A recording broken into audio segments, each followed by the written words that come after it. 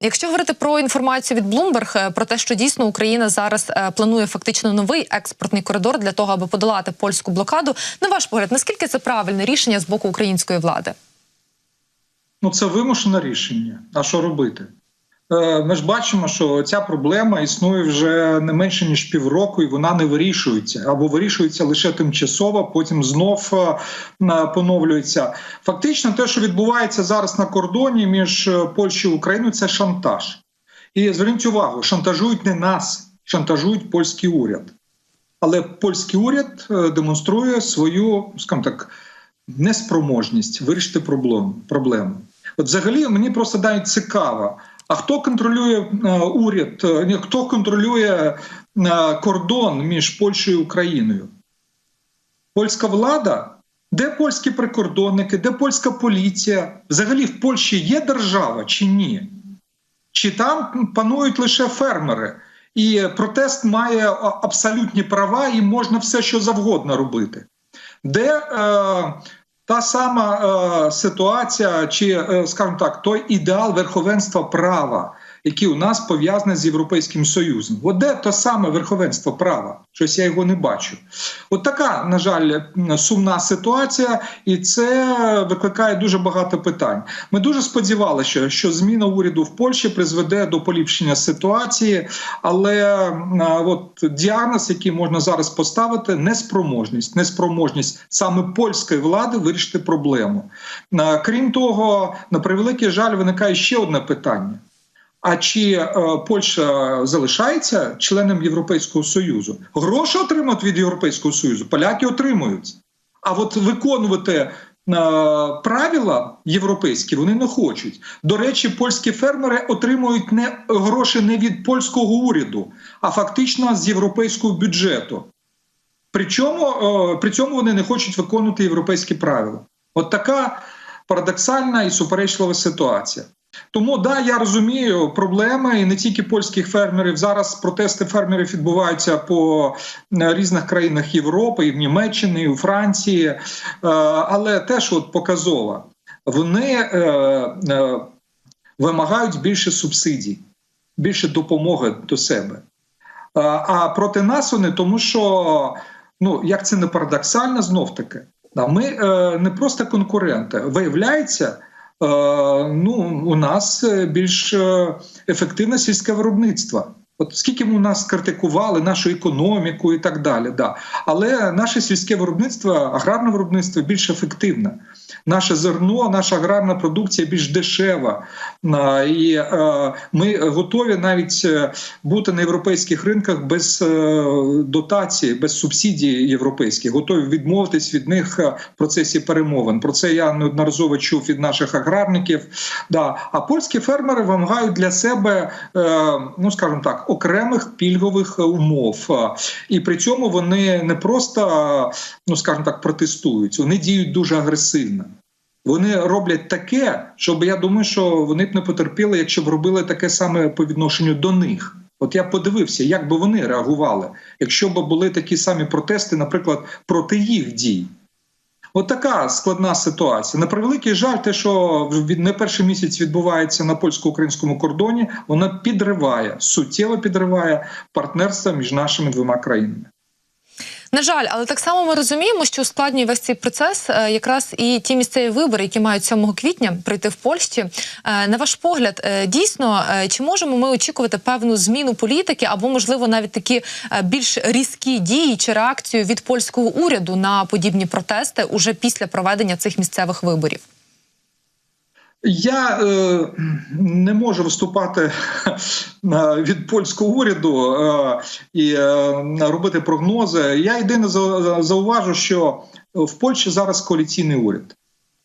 І мені здається, я не є фахівцем, експертом по Польщі, по польській політиці, але з того, що я знаю, те, що я бачу, в польському уряді теж є різні думки. Там є представники різних політичних сил.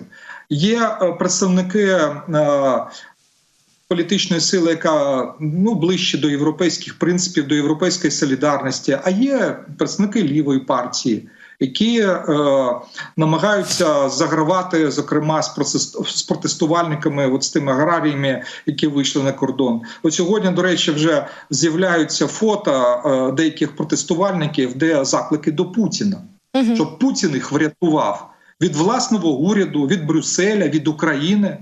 Ну, от я думаю, це сигнал вже для польської влади. Ще трошки, да, у вас з'явиться своя п'ята колона.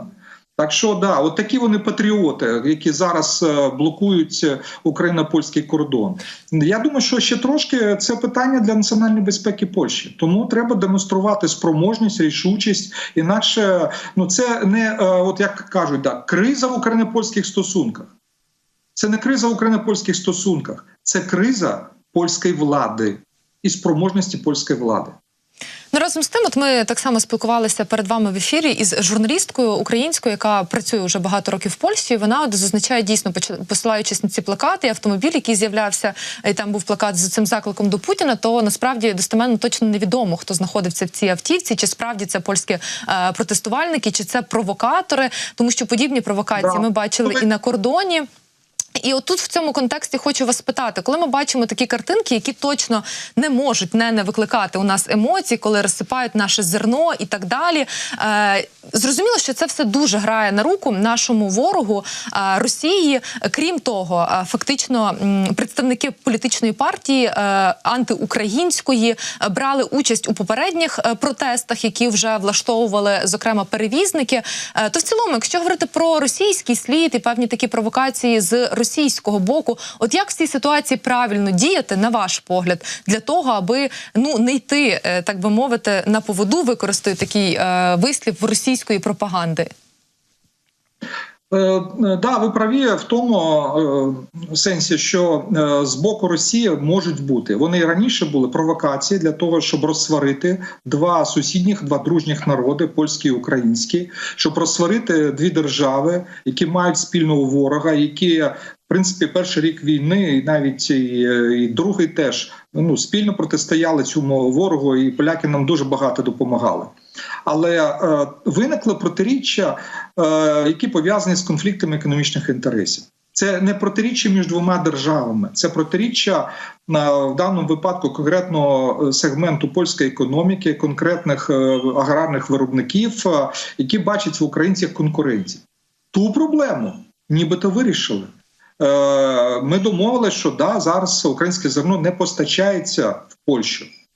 І от ми готові до компромісів. Але от вони ж зараз блокують не тому, що українське зерно йде в Польщу, продається в Польщі. Якщо і продається, то питання до польської влади, до польської митниці. Якщо українське зерно як контрабандою потрапляють в Польщу, питання. Чому так сталося? Да. Корупція це чи що ще в Польщі. Да. А вони фактично от викидали зерно, яке мало б рухатись в Литву, в Німеччину. І це вже проблема для стосунків з іншими європейськими країнами. І тому влада має розбиратися польська, чому так сталося, чому вони порушують польські закони. Зокрема, і право приватної власності своїми агресивними діями. Ми маємо реагувати стримано, виважено. От минулого року були емоції і з боку окремих представників української влади, і з боку української громадськості. А оскільки в Польщі були вибори, от ви згадали там зараз місцеві вибори, я думаю, що це певною мірою впливає. Не вирішальний чинник, але впливає. Да. Ми маємо діяти обережно. Ми не маємо там вступати в конфлікт з поляками. Росіяни хочуть, щоб дійсно виникла саме конфлікт, міждержавний конфлікт, щоб ми розсварилися остаточно. Да, не треба піддаватися на провокації. Але і мовчати повністю ми теж не можемо. Да. Тому ми закликаємо і польську владу, і Європейський Союз, Європейську комісію, врешті-решт, вирішити цю проблему. Вони ж шантажують, блокуючи кордон з Україною, польські фермери фактично шантажують свій уряд. Просто кордон з Україною, це, знаєте, це дуже зручне місце, де можна зробити величезний, найбільший резонанс. От просто для порівняння. Фермери в Німеччині, вони там зараз створюють акції протесту в Берліні біля Бранденбурзьких воріт. і там різні не дуже гарні акції роблять. Французькі фермери блокують під'їзди до Парижу, поляки, польські фермери, ну я так розумію, вони не хочуть налаштовувати проти себе мешканців Варшави, не хочуть створювати конфлікт всередині Польщі. А от створити конфлікт на кордоні з Україною – медійна, інформаційна, політична, найвищий резонанс. І таким чином вони тиснуть на свій уряд. Але от чому уряд і досі не вирішує цю проблему? От для мене це питання. І це мене дуже дивує. Я розумію, да, от внутрішні, можливо, є певні розбіжності коаліційні, але врешті-решт проблему треба вирішувати, тому що це підриває довіру до спроможності польської влади, польського уряду, ставлення от українців, і думаю, не тільки українців, ставлення Брюсселю до Польщі як до надійного партнера. Я от, до речі, просто різні речі, і вони дуже відрізняються, але тим не менш. От я минулого тижня був на українських заходах на полях Мюнхенської конференції, там було дуже багато критики на адресу американців. Європейські політики критикували американських колег за те, що вони вже багато місяців затримують із-за внутрішніх політичних протиріч допомогу Україні. І вони критикували їх якраз за брак партнерства, що підриває довіру до американців з боку європейських партнерів, з боку українців. І це дуже серйозні звинувачення. І, в принципі, американці, не всі, можливо, але вони розуміли, що дійсно проблема є.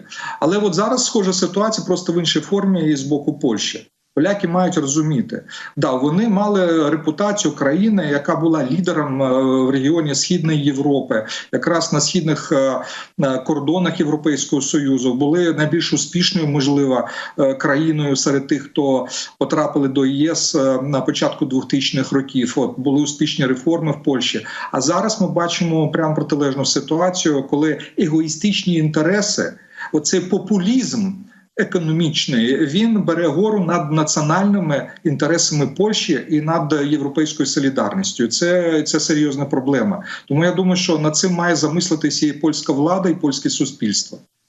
Так само була інформація про те, що польські протестувальники, вони ж, крім того, мітингують і перекрили, зокрема, 100 автомобільних доріг сьогодні в Польщі.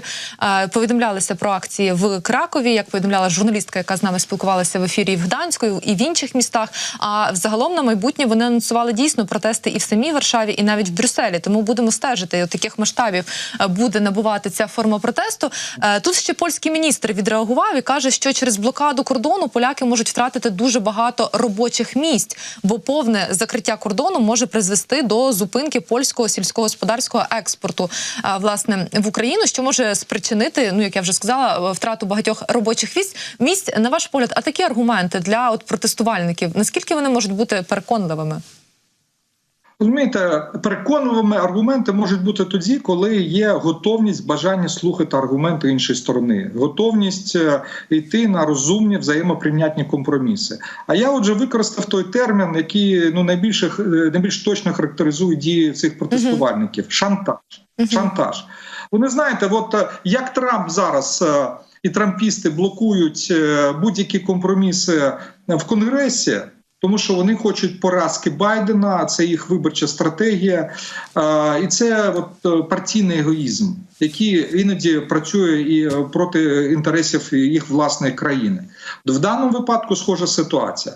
Егоїстичні групові інтереси польських фермерів, які вимагають, скажімо так, фактично ультимативно виконання своїх вимог, вони працюють проти інтересів своєї власної держави. І наслідки можуть бути негативні для інших галузей, для польської економіки. Я чув такі оцінки, що і акції протесту, які відбувалися минулого року, вони створили вже певні негативні наслідки для польської економіки. За деякими розрахунками поляки навіть втратили більше, ніж українці внаслідок цих акцій.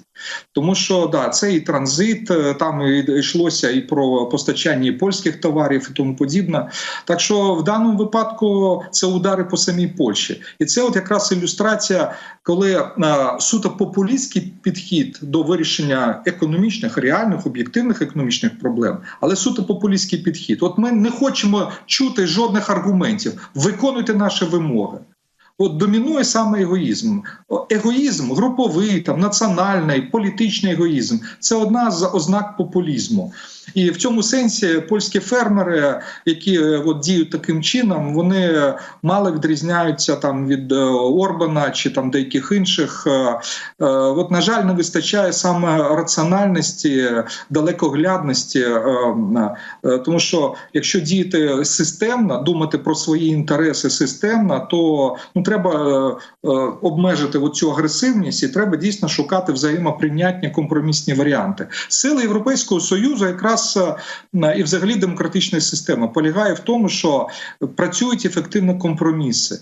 І в демократичних країнах, от і в Європейському Союзі, вміють знаходити компроміси.